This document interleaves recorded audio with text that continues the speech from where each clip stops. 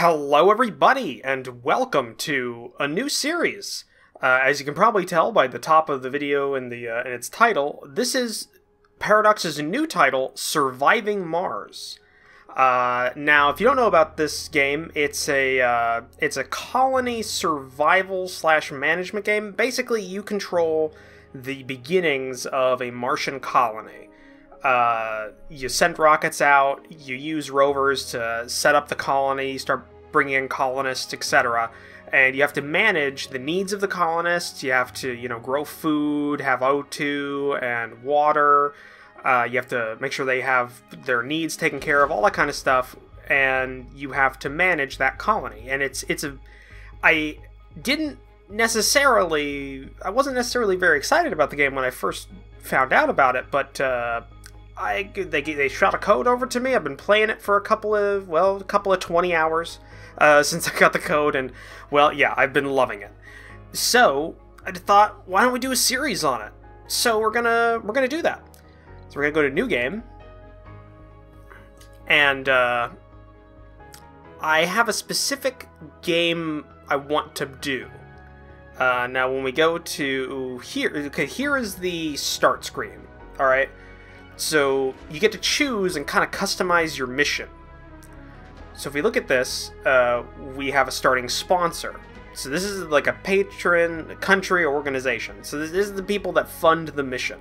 The easiest one is the International Mars Mission. You get like $30 billion for funding. You get 300 research per soul. You get 200 applicants. You get a lot of colonists never get Earth sick. You get more food, and your rockets make their own fuel. So it's really easy. That's why the difficulty bonus is 20%. Now here's the thing: I have never actually played the International Mars Mission because I am not going easy here. I learned I learned by shoving my head against a wall multiple times until I gained victory. But as you can see here, we have a lot of options. We have the USA, which is not as easy. You don't get as many rockets, you don't get as much funding, you get as much research, less applicants, but you still get a large rocket payload, and you get periodic additional funding, so you kind of get influxes of cash. You got a Blue Sun Corporation, China, India, Europe, SpaceY, Church of the Newark, Russia, Paradox Interactive, and then you can choose random, which is actually very difficult because you have no idea what it's going to be. But here's what I want to do, because I am a huge fan. I'm a huge fan of SpaceX and what they're currently doing with rocket technology. I kind of like this. This start. SpaceY is SpaceX. It's just, not for copyright reasons. And we're going to do a SpaceX, SpaceY, we'll call them that, SpaceY start. You can choose your commander profile, which gives you certain bonuses. So if we look at this, we have a whole bunch of choices. Right now we start with the rocket scientist. So he starts with an extra rocket, so SpaceY starts with 5 rockets, so at this point we'll have 6. But he also gets a bonus tech that's CO2 jet propulsion, which what that means is there's a hub, a shuttle hub that transports materials and colonists between stockpiles and colonists between domes if they want to move between domes. If you don't have this, the colonists can't really move between the domes, which I'm not exactly a fan of, but either way. But that's the one I usually start with, but we'll go over the rest of these. So we have the inventor. So the drones they get faster at their work until they get to Sol 100, and then it kind of caps off on there. Bonus tech, autonomous hub. Drone hubs no longer require power or maintenance. That is huge in the start, because that means you essentially, drones are kind of your workers, and they need drone hubs to order them around and prioritize their missions and orders. Without them, you have to manually control them, which can get tedious and impossible depending on what you need them to do. So an autonomous drone hub means you don't have to have power to get things started. And also, drone hubs require a tech part, which is a very advanced and expensive resource for maintenance, and it's very hard to get that early on without having to order it from Earth. Oligarch. Fuel production increased by 25%. That's very good. And you get a residential spire. That's not necessarily useful in the early game because you don't get spires. We'll go over that later. Hydro Engineer, that's actually very good. Water is a huge thing in this game. Domes consume 25% less water. That's very good. And a spire unlock. Again, not necessarily that useful until I get to the mid game. Doctor's all right. It's not really a big deal. I've never had a problem with like colonists dying out before I could replace them with kids. Psychologist is pretty good. Spire, again, not a big deal. Politician, funding gains are increased by 20%. Huge deal. And Martian patents from the start is a big deal, because that's basically 500 million, I think it is. Yeah, $500 million per research of that research, and it's repeatable, which is really big. Futurist is good. Breakthrough techs are researched 50% faster. That's very good, because some of those are awesome. And autonomous sensors is fairly good as well, because it does the same thing as the hub, but a sensor allows you to scan territories. We'll get into that a bit later. The ecologist unlocks a spire, not that big of a deal, and service comfort for decorations increased by 10. Astrologist, astrogeologist, that's what it is. Start with rare mineral deposits revealed. Very good as well, because you need rare metals to export and to construct tech parts. Extractor production plus 10% is very good, because it's fairly slow in the beginning, especially if you don't have a full work crew on all shifts. And deep scanning. Ooh, so you can scan tiles twice and you can get deep deposits, which are deposits you need like certain types of mines to get, other than the basic mines. I haven't gotten to that point yet. But you know what? I'm going to say let's start with an extra scientist, because the jet propulsion is incredibly useful. The shuttle hub is very useful, so we're going to keep a rocket scientist. Also, I mean, it's either that or... It's either that or it would be the futurist. Mostly just because I'm trying to go for a SpaceX-ish start, so, you know, Elon Musk, I don't know what he fits on here, but I'm going to stick with rocket scientist. I think that works. Mars logo, let's see. Our colony logo, what do we want? This really is not a big deal. It's just kind of flavor. We're gonna go with that one. I don't know. It looks kind of interesting. And mystery. Now, in my playthrough, we had a mystery where basically it's like a storyline for the colony. You can have it so like you can choose it, or it can be random. And I think I'm not sure what mine was, because I think it was, I have no idea. I don't know what it was, but it was a random one, and it kept having these mirages that would have colonists with the dreamer trait like fall into trances, and there was like a storyline, and I'm not sure which one that was. Honestly, not. But we're gonna keep this on random. I don't know why, but I like that. So we're going to do that. So essentially what we've gone with is we're doing SpaceY. It's a SpaceY colony. We have a rocket scientist as our commander. Colony logo's final countdown, not a big deal. And our mystery is just completely random. So right now we're at a difficulty bonus of 150%. So you can kind of tailor this to how hard you want it to be. God, I am really hedging on here. Autonomous sensors would be fairly good.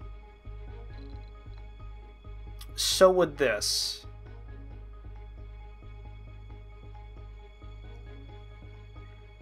You know what? We're going to go with Inventor. I haven't done this before, so there's no guarantee we'll win. But the extra rocket wasn't that useful in my test games, and although the shuttle thing was fairly good, and it helped a lot with, like, long-range... what's the word? Long-range resource gathering. We'll see how it goes. We'll see how it goes. Yeah, we'll see. Next.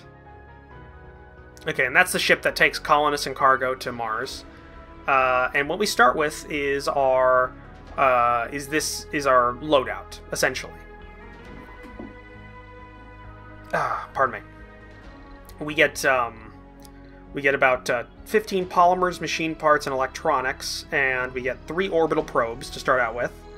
Plus we get 4 spare drones, a RC transport, which is a remote-controlled transport vehicle, and we get 3 prefab buildings. That is 3 drone hubs. Ooh.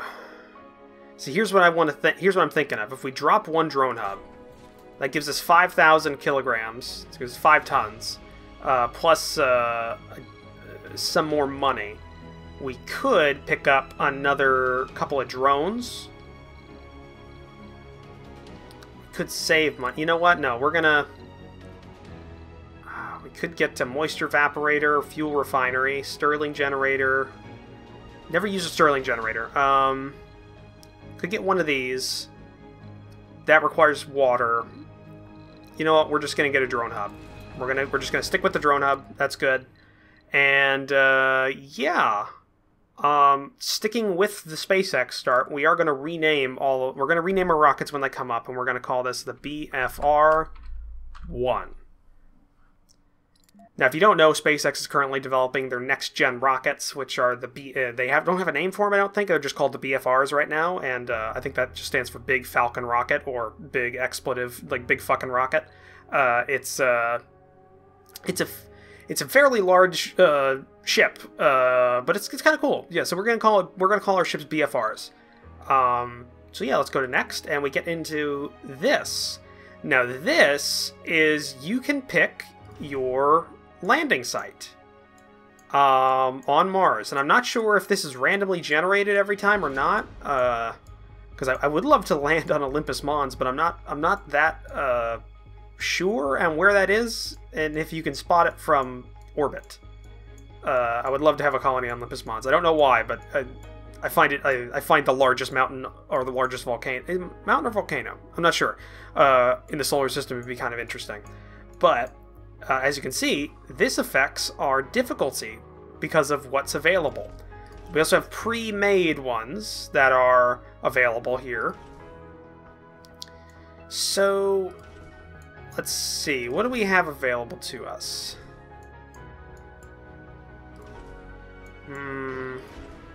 Rough terrain, rough terrain. That one's pretty difficult. Yeah. 205 right there. Good amounts of concrete and water, not metals though.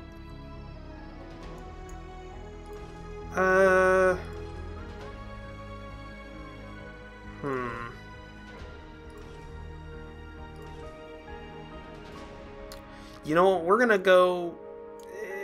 do we want to go there? Average altitude's there. Mean temperature's 15 Celsius. Low chances of dust devils, dust storms, and cold waves. Moderate chance of meteors, but those aren't that big of a deal. There's a big map.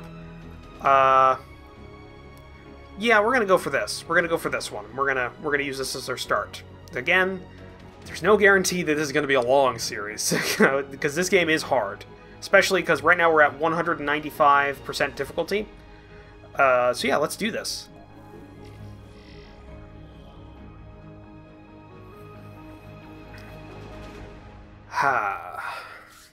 This is going to be interesting. Welcome to Mars. Okay.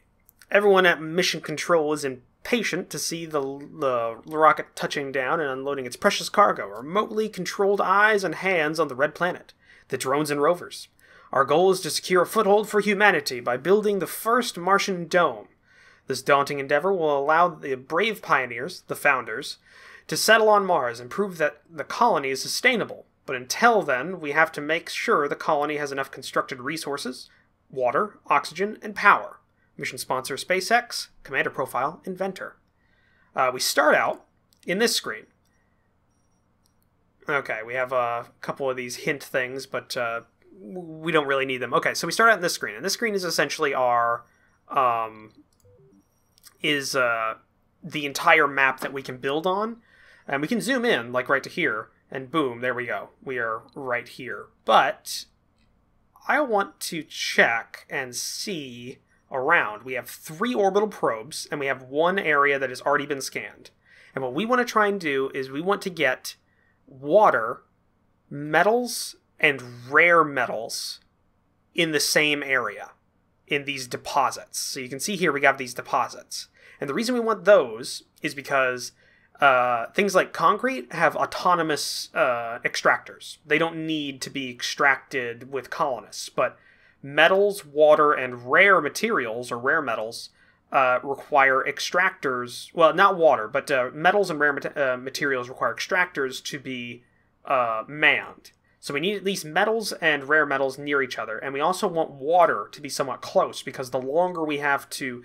We have only 3 drone hubs, which means that they have a limited area that they can control, and we have to make sure we don't overextend that, and we want to try... So we want to get everything kind of near each other, possibly. We got lucky here. We have 3 deposits of rare materials, and that's 1,000 rare materials, which is very good. A rocket, I think, carries like 40, which is like $600 million to import back on Earth, so that's pretty good. But let's scan around this area. That's our best bet. So we'll try this one. Okay, we have a little bit of metal there. We have another one. Let's try up here. And we have water.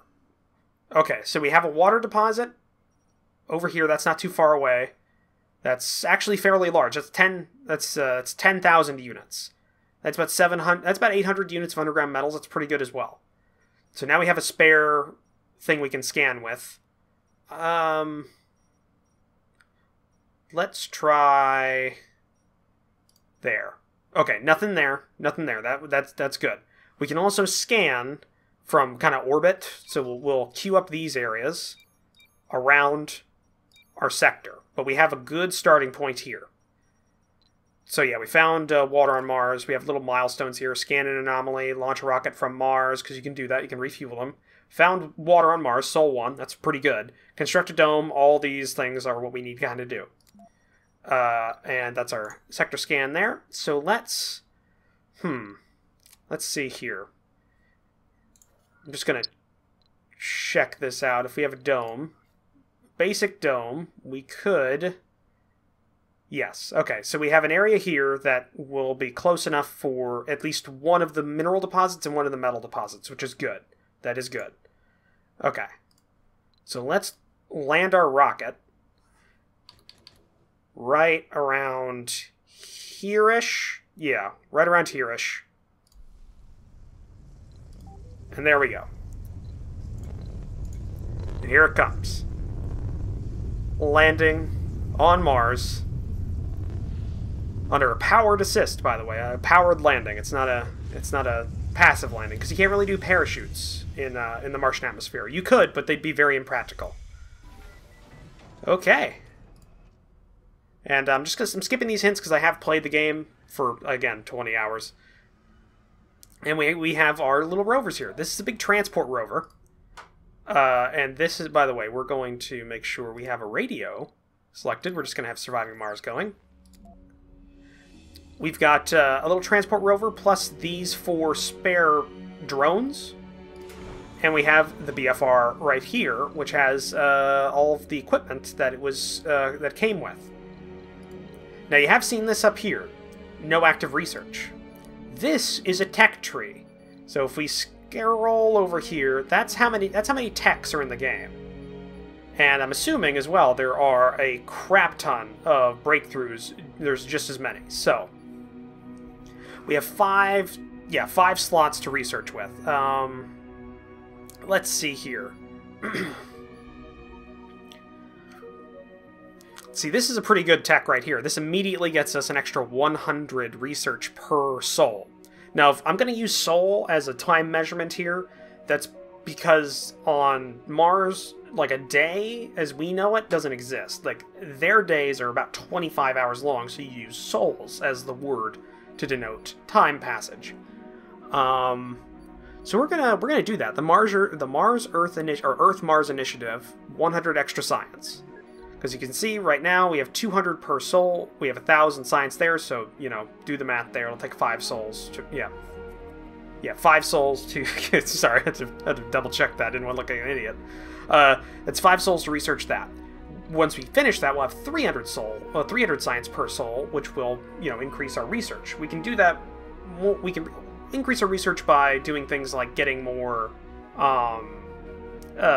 putting in, what are they called? I think they're, what are they called? I'm blanking here. Yeah, research labs. There's also like universities and other things that can give us more research per soul. Plus, there's a couple of other techs that can give you more research. But we got one here. Let's see here. What else do we want? I think we definitely want to pick up engineering. This will allow us to clear clearing of buildings that we've decommissioned and destroy them completely, because until you get this tech, there are like husks that are left there. So we can do that one. That's pretty good early game tech. See, the low G turbines not so much, because polymer is very expensive and you need colonists to work polymer factories. So we'll have that one be lower on the pole there. Soil adaptation is very good, though. That allows us to get farms, which are a lot better than hydroponic farms that you start out with. So we'll get that one.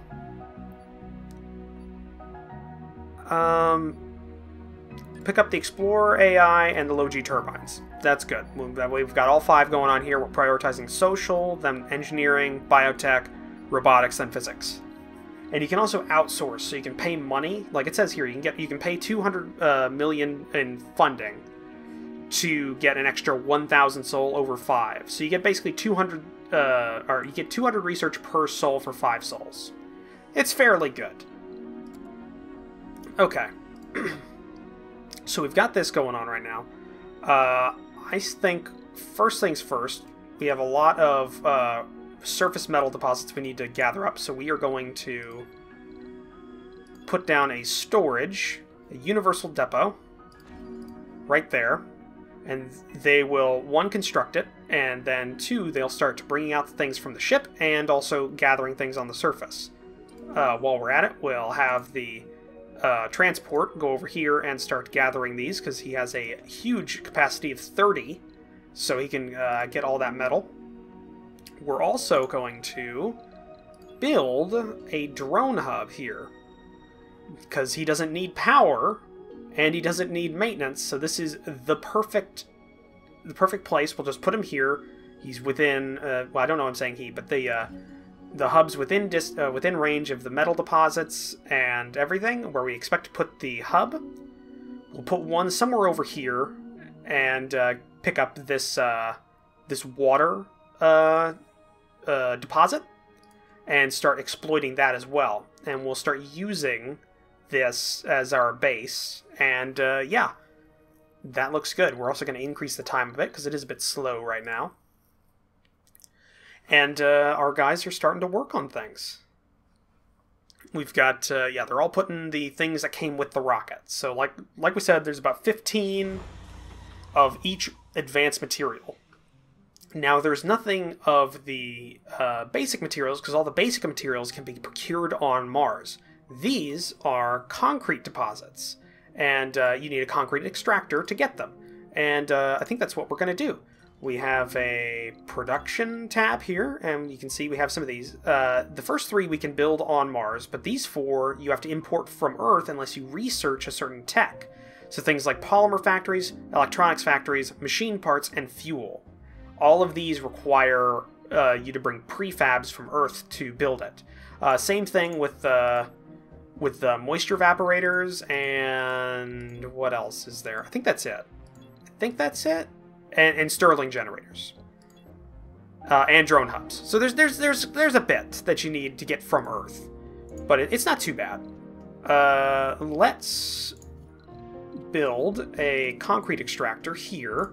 Because it's an average grade, which is fairly good. That's low, so we'll go for average here, and that gets us a decent amount of concrete. And we'll just position it in a way that we get the most concrete that we can out of it. Let's see, we'll reverse that. 500, 530. Okay, 530 looks good. So we've got that. You said it had no cable connection. That's because there's no power generation. Now, the reason why the drone hub's currently working without power is because we got that tech from our commander. So what we're going to do is we're going to build a little power farm right out here to aid in the beginning of our colony. We'll have 4 panels there, and you have to put them onto a cable connection. Then we'll put one down there. We also need to put down some batteries. We'll put down 2 right now. And those will start working on that. It doesn't take much to build most of these materials. What we're also going to do is, for storage, we're going to put down a concrete depot right there. So basically what happens is it's going to make concrete, it's going to put it in like this tray, and drones will pick it up, put it on there, and that has a lot more space than the universal area, which is a lot less. We're going to drop some of this metal right there. And just as a thing, you can see here, this is the BFR-1. This is the ship that brought us here. It has 4 drones assigned to it, so it can operate as a drone hub by itself, and it produces its own power. So essentially, it's kind of like our current drone hub, just not as good. But it requires 60 fuel to leave. So you have to... Basically what happens is, as you make fuel, you start refueling the ship, and it can launch back to Earth. And you can get exports, these materials. And if you get a full load of 30, that equates to about 600 million in profits off of that. So, it's, in the early game, this is how you make money. You refuel a ship with exports, send it back. We're a little bit far away from that. Okay, here we go. The concrete extractor is up, and it's starting to take concrete from these deposits, converting it into usable concrete. But it does have a thing called waste rock. So you can see right here, it'll produce a certain amount of waste rock per day or something like that. And if it gets full, it'll stop working. So we have to find a dumping area. We have a dumping site that we can build. It'll store 70 waste rock. We have not explored that sector, so we'll have to put it somewhere over here. We'll just put down a decent array of these dumping sites. And also, our battery's up now. So as it gets taller, it starts in the ground, but as it gets taller, you'll see it start, it's storing more energy up to 200. So that's how that works. So the next big thing is to go for this water, because that's going to be a huge deal for us. We have concrete being made, we have a decent amount of steel, or metals, that are stored. And yeah, so first things first, we need to expand our energy site, because energy is a big deal. So we'll kind of move it up here, keep it going up. Yeah, that looks good. Go up over here, up over there, and that's good. Now you see, we won't build these because there's no drones within range. That's kind of a problem. We're going to also start working on our life support systems, because we do have a life support tab, and you can see here we can build what's called a MOXIE. So it's a Martian atmosphere oxygen extractor, I think is what it's actually, like, what its full name means. But essentially, it extracts it makes breathable oxygen from the Martian atmosphere. So we're gonna place the MOXIE. Where do we want it? Let's see here. If we're putting the dome somewhere right around here, then yeah, down here is pretty good. So let's put it right around there. It's not getting in the way of anything. And it has to be connected up to pipes. Is kind of what it has to do. So we'll put pipes kind of around there. And we're going to have O2 storage along this pipeline. We'll have, for the starting, we'll have 2. 2 works. They're fairly cheap. They just require metals. And since this guy's empty, we're going to go ahead and start getting metals from there. Now you can see, because this is a large drone, it's not like the small drones. It can go outside. It's not commanded by a drone, like, command building. So we send it out, and it can be kind of autonomous. So we send it out, we'll gather resources outside of the immediate area, and we'll bring it back to our deposits. And yeah, we've got a nice little starting system going on here. But looking at the time, that is the end of this episode. So it actually flew by really quick. But I'm very excited to keep going with this series. I am loving this game, and I hope you guys are enjoying this so far as well. But I will see, if you guys enjoyed this episode, please take a look at down below, comment. I read all of my comments. If you want to help support the channel, consider hitting that subscribe button, as well as taking a look at the description down below where I have links to my Patreon and my Discord. But I will see you guys in the next episode. Bye!